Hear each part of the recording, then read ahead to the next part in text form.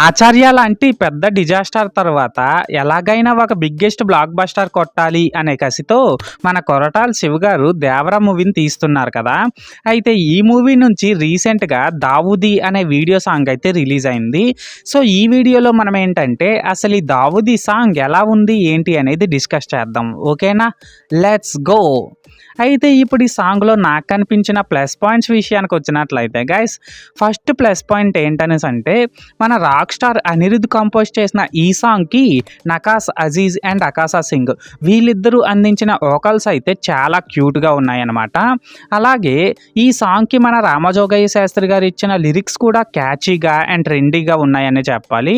And అంతేకాకుండా visuals పరంగా చూసుకున్నా సరే ఈ సాంగ్ మొత్తం కూడా చాలా అంటే చాలా కలర్ఫుల్గా ఉందన్నమాట.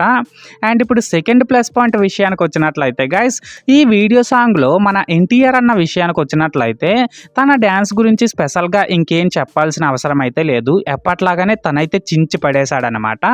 అండ్ ఇప్పుడు మన జాహ్నవి విషయానికి వచ్చినట్లయితే తను కూడా తన మాస్ రేంజ్ గ్లామర్తో చాలా హాట్గా కనిపించిందనే చెప్పాలి. సో మొత్తానికి ప్లస్ పాయింట్స్ విషయానికి వచ్చినట్లయితే ఇదన్నమాట మ్యాటర్.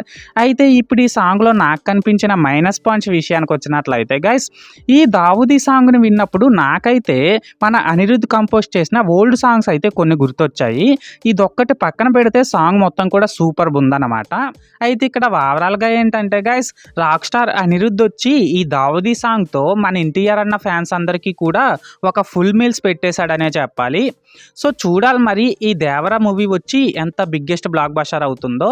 అయితే ఈ దావూదీ సాంగ్ని మీరు ముందే వినేసుంటే మీకు ఏమనిపించిందో కామెంట్ సెక్షన్లో చెప్పేయండి.